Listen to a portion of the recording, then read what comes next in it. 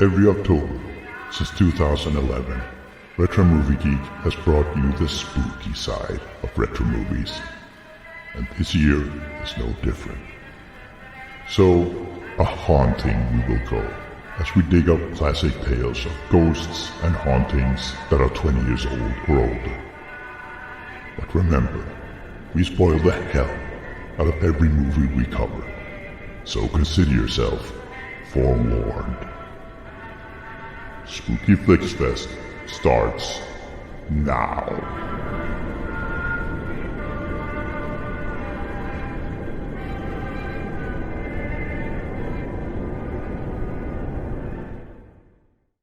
Welcome to, I'm not Joel, but another entry for Retro Movie Geek's Spooky Flix Fest. I am Pastor Matt, aka The Father, aka Matt Rawlings, one of the co-hosts of Horror Movie Podcast and Father and Son Watch Horror Movies. And I am joined by my trusty sidekick from both of those podcasts, Jackson the Son, and even if someone told me that listening to Retro Movie Geek Spooky Flix Fest would kill me in a week, that's a sacrifice I'm willing to make. Well, it might. We don't know yet. So, the Gill man himself has entrusted you and I with covering the 1998 J-horror film Ringu. Mm-hmm. I think I said that Italian like it's a sauce. Ringu. Ringu. What would you like with your angel hair pasta? A Ringu. Which, of course, was remade as The Ring in 2002. The IMDb synopsis for Ringu reads, a reporter and her ex-husband investigate a cursed videotape that is rumored to kill the viewers 7 days after watching it. Well, that's accurate, but not a lot of meat on the bone, right? No, they read the VHS. I think they did the Peter method with that IMDb synopsis. But yeah, that's the setup. It goes in a lot of directions, this film. More so than the remake, which we'll talk about. Yeah, it's, I would say, less focused, but maybe more interesting.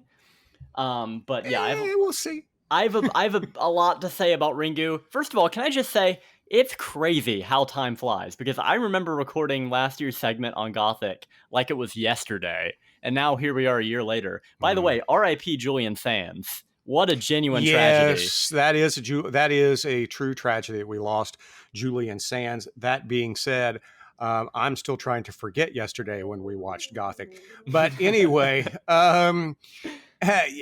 in sum, I mean, anyone who watches this cursed tape, just like in the remake, dies in 7 days. And that includes at the beginning 4 teens. I think they're teens. And then you have our protagonist, who I think Rico? Something like that. I'm pronouncing everything Italian or Spanish for some reason. Rico Suave. It's not who it is. But every foreign film is from Italy.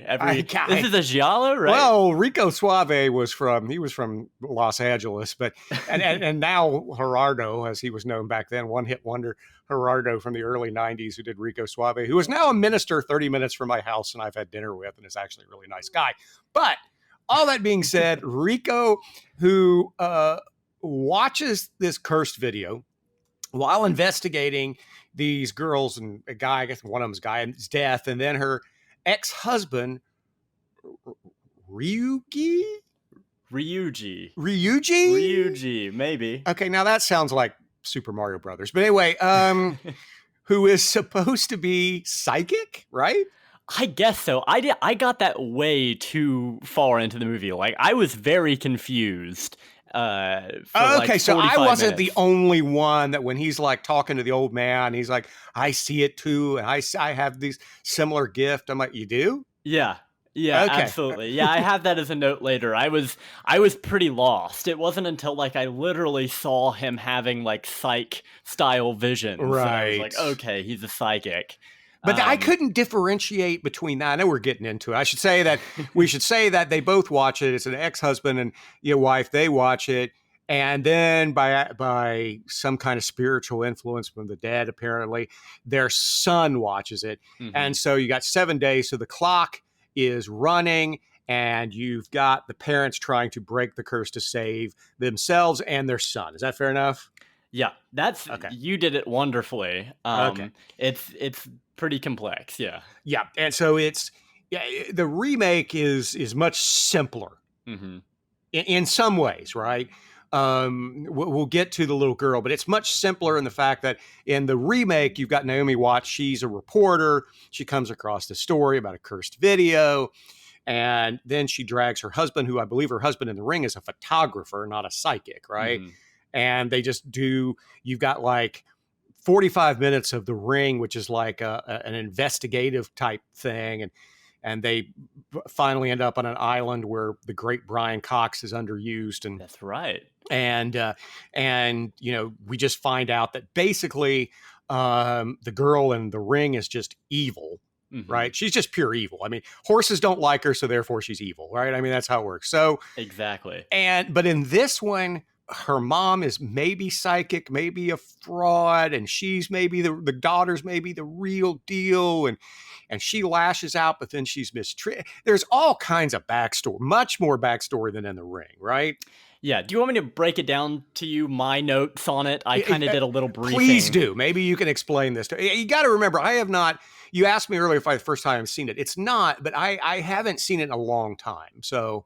Yeah, and I don't remember. I'll tell you, I saw the remake first. You've seen the remake, the 2002 remake? I've seen parts of the remake. Okay. I don't think I could sit through an hour and a half of that green tinted, just disgusting. I think you would. I think you would really like the remake from beginning to end. But anyway, okay. So give me your notes and let's go from there. So first of all, can I just say, I thought it had a perfect first act. It was really firing on all cylinders for me. It lost me a little in the second half because the characters are all jumping around. We get magical flashbacks, like you said, to events the characters weren't even there for. They weren't even alive to see. Yeah. And I'm also not sure how the characters solve the mystery. It seems like we're missing a scene there somewhere because the two protagonists somehow discover there was a psychic woman who had a child out of wedlock with a scientist. Right. That child was an even more powerful psychic who could kill people just by thinking about it. She was murdered by her father, the scientist, and thrown down a well. Was she murdered or was she... I think that the way they said it was that she was like beaten and then she died in the well. Yeah, she was hit over the head and thrown into the well. She survived falling into the well and then starved to death down there, I guess. Okay. By the way, we're spoiling the heck out of this, as they say on Retro Movie Geek. Yeah. I think you pretty much, if you're listening to Retro Movie Geek, you know. But so the two protagonists then concoct a plot to visit Sadako's grave and put her soul to rest because she somehow inhabited a VHS tape after her death. And watching that tape sets in motion a series of events leading to your death in a week, as opposed to the instantaneous death she could inflict before. And despite the fact that VHS didn't even exist when she died, it's very strange. They seem to know exactly how to save themselves, and the only limiting factor is time. It's a very strange kind of end of second act plot development. But then, as it turns out, the whole well sequence where they're down in the well looking for Sadako's corpse, that whole well sequence was pointless because what actually saves the main character was making a copy of the tape and showing it to someone. It gets really bogged down in the second act, but essentially everything they do in the second act means nothing because the thing that she did in the first act, copying the tape and showing it to her ex-husband, that's what saves her. He still dies because he had seen the tape. And now she's trying to save her son, and so she's trying to... Yeah, and she goes to her dad's house. Why would you go to your dad's house and show him the tape? Do a she coworker obviously or something. Does not like her dad. But he's such a good grandpa. He's fishing with his kid. Why doesn't she go to a coworker's house and show them the tape? Why would you go to your dad first? Harvey Weinstein's house. Yeah, exactly. Yeah, I mean, it seems like a very strange choice on her part to go with that. I guess she's like, oh, I've only got 4 hours left. I just need to go to a place where I know they'll answer, maybe. Go to I mean, Japan's got to have serial killers, right? You go see one on death row saying you're really going to propose. You just bring in a little video machine, say, here you go, Japanese version of Ted Bundy. Watch this. Yeah, what happens if you go into an elementary school? You know how they wheel in the TV on the cart? You put that tape in. 30 kids. I mean, that's going to buy you some time if you show it to 30 kids at once. Yeah. I'm thinking like, it's just, so it's basically the It Follows logic of you've got to keep spreading it so that the curse doesn't ever get to you, I guess is the idea. Well, and that's, people have debated, and I don't think that the directors ever answered this. You know, what does the ring mean? Because Ringu in Japanese is the ring. And so ring, I guess, just ring. And is it the telephone ring? Is it that you keep seeing like the images of the well? Or is it that just keeps going in a cycle? It just goes over and over and over. It's endless. I think it's all three. Okay. I think it's a great title. I mean, when I think of ring, I think of the phone ringing, even though that's a really small part of this movie. I think that's more in the remake. I think they accentuate the phone aspect. The remake of it a that you more. Do have the voice, I believe, if I remember correctly, goes 7 days. Right. And this, we don't even hear that. No, you just hear some weird caterwauling. Yeah. Yeah. Our main character picks up the phone and then hangs it up. Maybe it was about to say 7 days, but she hangs it up before it can because she already knows the lore, so she doesn't even want to hear that part. Interestingly, it doesn't call her ex-husband when she shows her ex-husband the tape, which is interesting. I think she explains that as they're so far from the cabin that Sadako's power isn't as strong, maybe, but then why does the tape still work? It's a strange bit of, I'm not sure I quite understand. Oh yeah, and then her son, when he watches the tape, the phone doesn't ring either. So it's kind of only when she watches. It's a very strange and inconsistent kind of, like I said, the whole second act is essentially pointless from a lore perspective, from a plot perspective. It's kind of just watching them going and doing stuff, even though it has no effect on the end of the film. It is intriguing. It does have a vibe to it, this entire film. And like I said, that first act really was perfect in my opinion. I was so ready to give this film 5 stars and put it in my like top of all time list. I love that first act. I mean, we get our main character is a reporter. She's doing some investigative work. She's watching crime scene footage of these 2 teenagers who died that were on the trip with her niece. Is it her niece who dies? It's a family member, but I can't remember which. I think it's her niece. I got a little lost. You know, I do this sometimes. I get a little lost going between the closed captioning, you know, and all that. Sure. Yeah, and so back and forth. So with the subtitles and what's going on. Yeah. I think Yomoko maybe is her name. I think that's her niece, the main character's Tomoko, niece. Because I think it's with Tomoko. a T. Yeah, something because like that. In the I said that. I didn't say that in Italian. Good. There you go. Tomoko. I was worried because I got to do Greek after this, and I'm worried I have class tomorrow morning. I'm worried now about like reading Greek to my professor in like an Italian accent, and he's like, "What are you doing? You know, why do you make Jesus sound like Chef Boyardee in a commercial?" I don't know, but go ahead. So in the scene where her son watches the tape, the main character wakes up to a voice of her dead niece, looks over, and in a really creepy shot, in the sleeping bag where her son's supposed to be, there's like a shadow figure curled up in the thing, which I guess is either the spirit of Tomoko or a demon, you know, taking Tomoko's form. And then she goes into the other room because she hears the tape and finds that either the spirit of Tomoko or Sadako posing as Tomoko has told her son to watch the tape. So so now he's got a ticking clock, like you said. And by the way, I love that plot device of seeing the days flash up with that lower thirds graphic. That is a really like effective way to propel the story forward. That like Wednesday, September, blah blah blah. That's really cool. I know they do that in the remake, but I think it's better executed in this film. But anyways, back to my original point about that crime scene footage. That is my favorite part of the movie. When she's watching that crime scene footage and we see those 2 teens spill out of the car with those corpse faces. Distorted faces, almost like the original painting for Scream, right? Yeah. Their faces are all drained of blood, and they're like locked in rigor mortis of like the most, like as if you saw like an atomic bomb and like you're stuck in that moment right then. it's a terrifying visual and really, really effective. And then the ambient score under that is so good. I got goosebumps sitting in an editing lab surrounded by people watching this film. So bravo to the first act of this film. But yeah, I think it loses its way a little bit as it goes on. Well, it's much more linear. I mean, it used to be the case. If you go back and watch like J horror from like the 70s and 80s, it's a little all over the place. Yeah. It can be. Like there's a movie called House from the 70s, not The House with William Catt, Right, but which House I with- love, by the way. House is a great film. and but it's all over the place. I mean, it's Sure. kind of bonkers. And That one even more. I mean, that's like a psychedelic experimental Yes, film. yeah. Whereas this is more like it's meandering, I would say. It's kind of At like a road trip times, movie. yeah. But the road trip, like I said, has no bearing on the final act.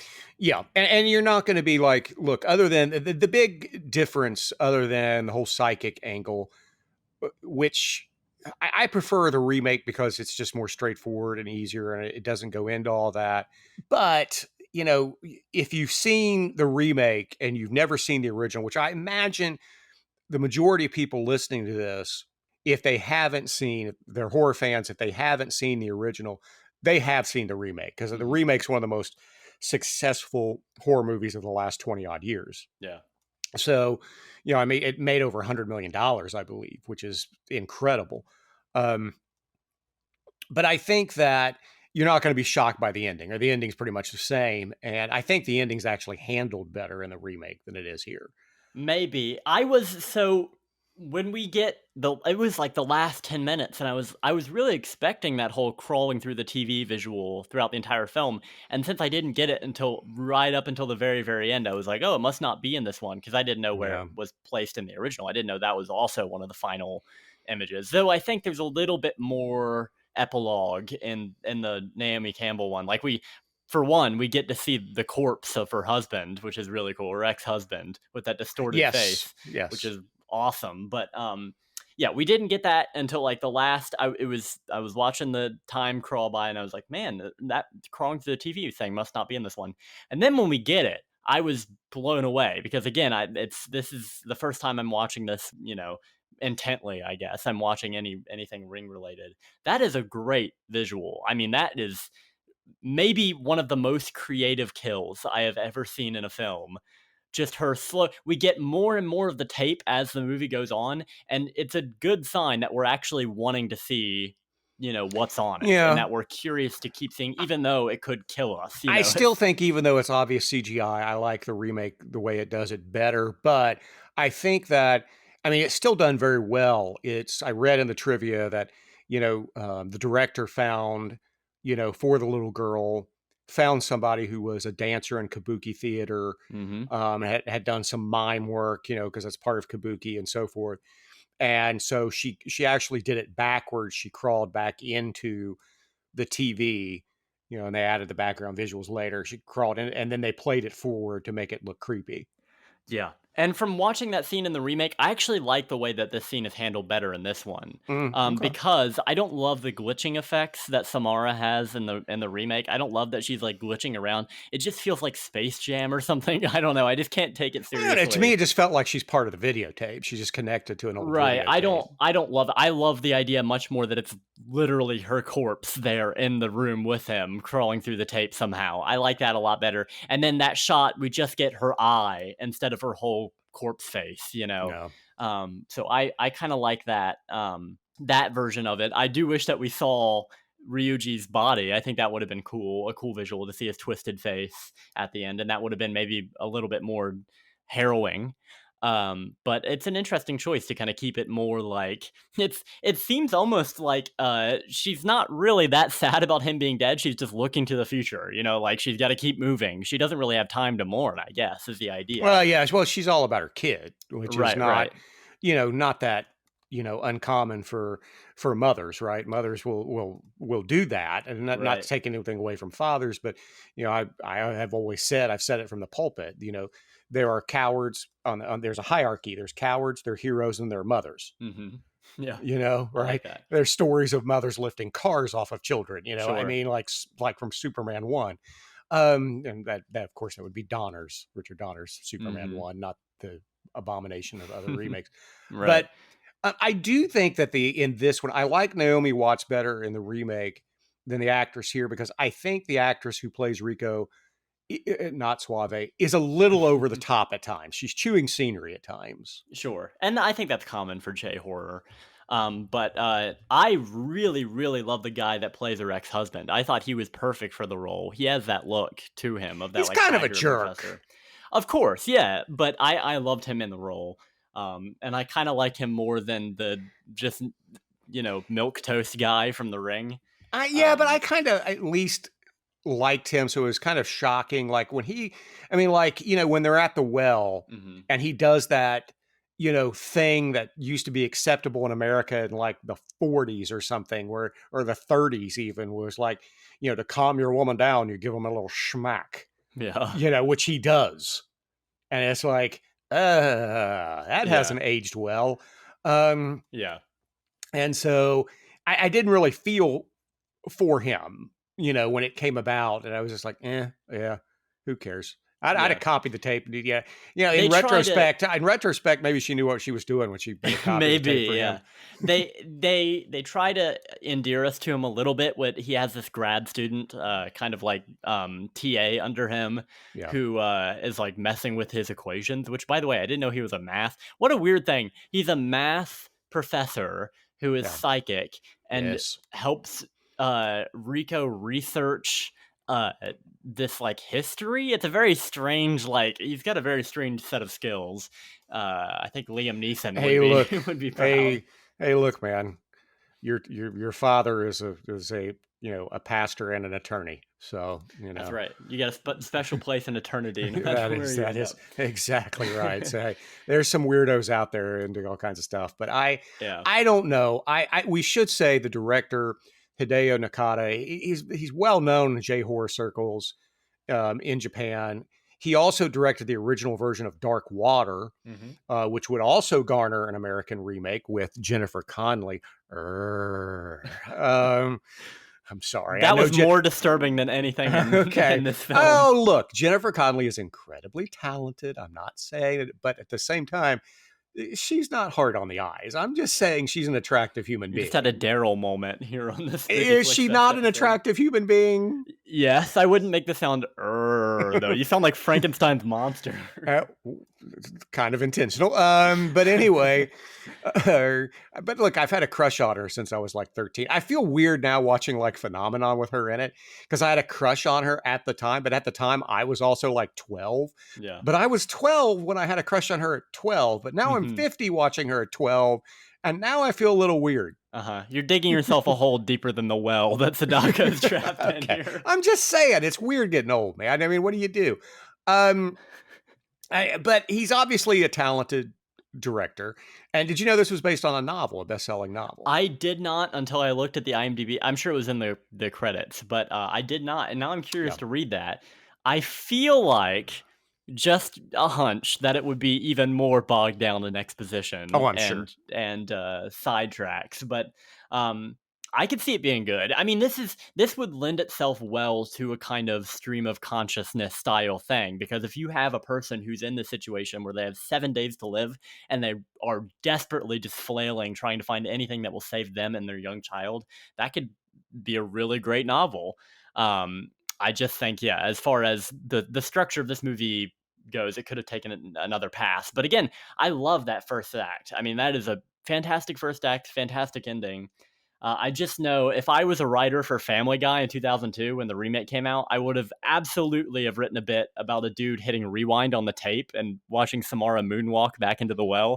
I would have absolutely have done that.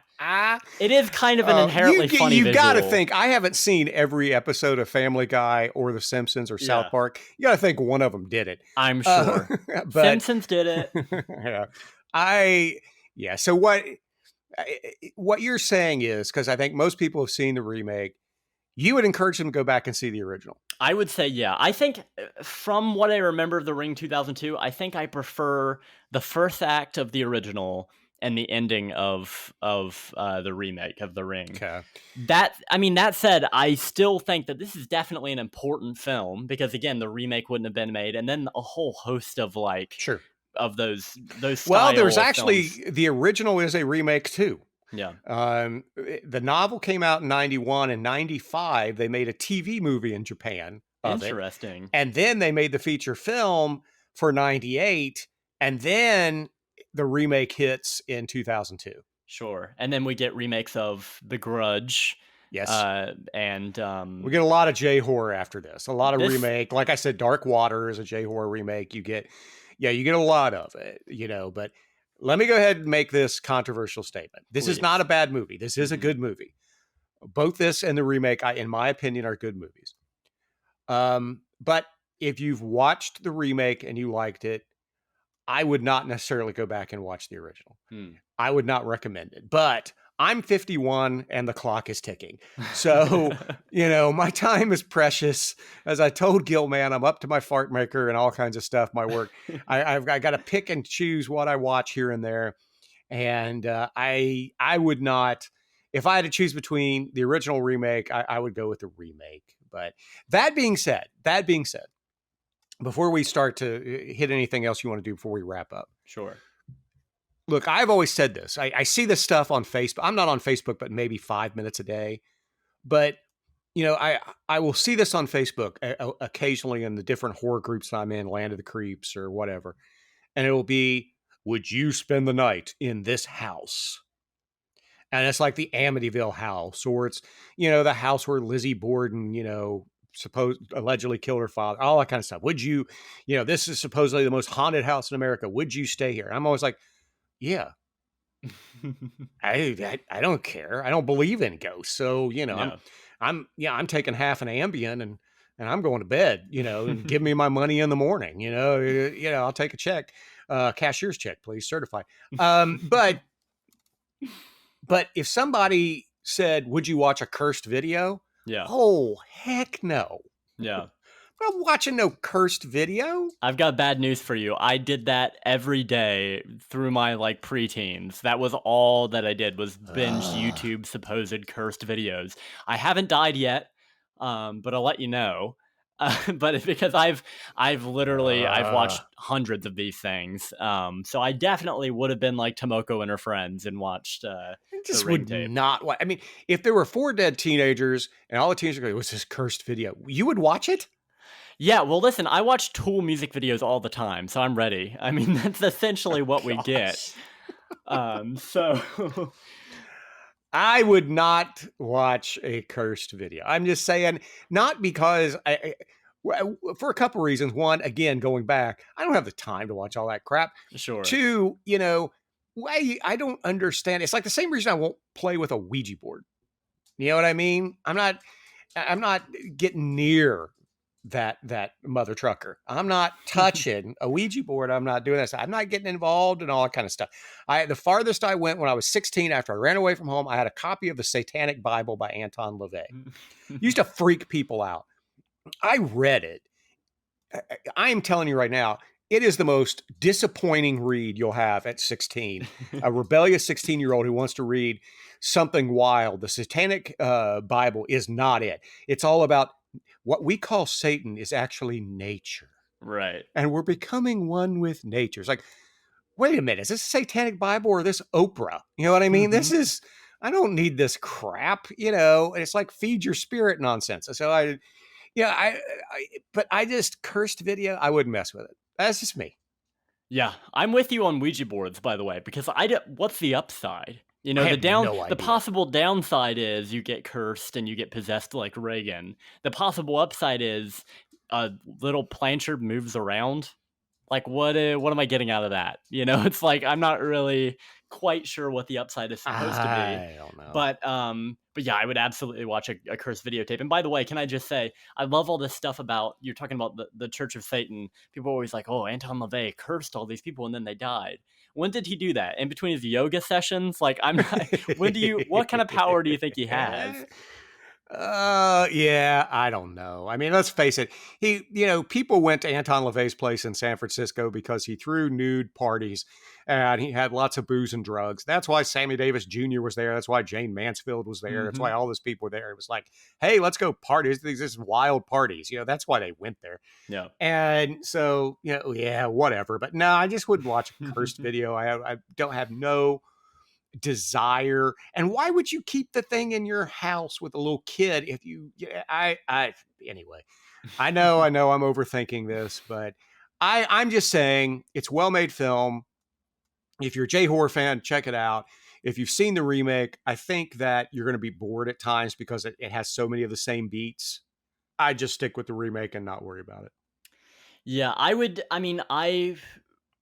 enjoyed this a lot. I'm glad I saw it. I think it was worth my time. I would definitely consider this to be a foundational film for analog horror, and like we said, probably horror in general over the next decade. I think this made my top 10 list of 1998 Yeah. when I did my list, but quite frankly, 1998 was not exactly a banner year. So, Sure. I like, don't get me wrong, I like Halloween H2O and Blade and The Faculty, but that was like tops in 98. And Sure, so, yeah.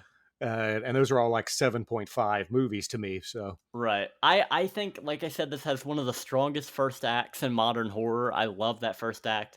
It's not a perfect film. I would call it a modern classic, I think. I mean, the Ring remake wouldn't exist without this. And from what I can remember, I do think I prefer this one overall. But all right. Well, I would tell people, if they haven't watched it yet, if you've got Peacock, watch Renfield instead. That's a lot of fun. Renfield is a lot of fun. So, sure. All right. Anything else you want to talk about with Ringu? Ringu. Yeah, I would just say, if we're giving ratings, I would Go for it. I would go 8 out of 10 on this. I've actually talked myself up a little bit over this, thinking about it and sleeping on it a little bit. But I'm just glad I got to watch this for the first time in preparation for my favorite time of the year, which is, of course, Spooky Flix Fest. I'm not referring to anything else. October is Spooky Flix Fest time. So, yeah, I'm glad. I think this is a little bit better than Gothic. What isn't? I'm like a 7 or 7.5. Yeah. It is very well made. There are parts of it I was a little bored. There are parts of it I thought, like I said, was a little over the top. But overall, no, it's a good film. Yeah. And, if you haven't seen the remake, if you have never seen either of these, then definitely check this out. And especially because it's streaming everywhere right now. It's on Screenbox. It's on AMC Plus. It's on Tubi, Bill. It's everywhere. But, well, where can they find you online, buddy? Well, you can find me on Twitter at Kane_Hero12. That's KAINE_Hero12. You can find my Letterboxd and YouTube and all that good stuff. You can also subscribe to our Patreon, which I'm about to put up my first cycle film from film school up on there. So that's something to look forward to. The producer's cut. That's right. Everybody's favorite cut. The producer's cut. But actually, unlike Harvey, I'm actually putting in more of the movie into my cut. So and you were the producer, we should say. So it's your cut. Right. So that's okay, right. yeah. So yeah, you can look forward to that. I've also, after this recording, after this session, I'm going to be recording for my big Cronenberg video. I've got 2 pages of notes on Crimes of the Future 2022 alone. So if that doesn't tell you how long this video is going to be, I just had a Post-it note that said weird. Yeah. Well, there you go. That's pretty much what I can summarize my thoughts. Yeah, it's just weird. But yeah, I got that coming some point. I don't know. They voted for it. They said, "Hey, do every single Cronenberg film." So they knew what they're getting in for. Every single one? Yep, both Brandon and David. So okay. I got quite the work ahead of me. But yeah, check that out for sure. You have fun with that. Well, I can be found on X and Letterboxd at Pastor Matt R. And of course, we both can be found at Father and Son Watch Horror Movies, and we'll have a new episode out by the time this airs. That's right. On a 1983 one, we're talking about doing, as soon as we can both get an hour or two to squeeze in, we'll do another one for Halloween.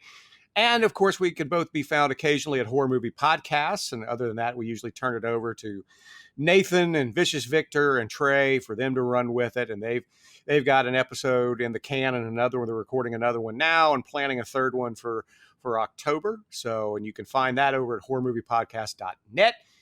So there we have it. We want to thank Joel and Peter and Daryl for allowing us to do this again, even though I'm pretty sure Daryl would have, even after we trashed Gothic, or I did, and I'm pretty sure that even Daryl would have agreed with me on Gothic. So everyone have a great Spooky Flix Fest and Halloween season. Say goodbye to the good people, Jackson. Goodbye, and remember, you have 7 days to live. The only way to save yourself is to listen to every episode of Spooky Flix Fest the day it comes out. And then, if you feel like it, and by the way, this is not necessary for survival, I just thought I'd throw this in. Subscribe to Father and So Much Horror, wherever you get your podcasts. That's right. Pretty simple, really. There you go. All right. Well, thanks for listening. Hopefully, we will see you next Spooky Flix Fest next year. And until then, take care. See ya. Thank you for listening.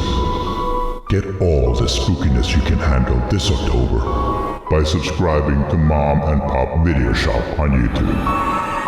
You can also find Retro Movie Geek on Spotify, Apple, or wherever you dig up your podcasts. The spooktastic music you heard at the beginning and end of this episode was provided courtesy of Ed and Gavin and their band, Midnight Syndicate. We want to thank them for the use of music from their albums Gates of Delirium and The 13th Hour. Want to sink your ghostly claws into this and all Midnight Syndicate's beautifully macabre music? Then go to midnightsyndicate.com. And remember, spooky is as spooky does.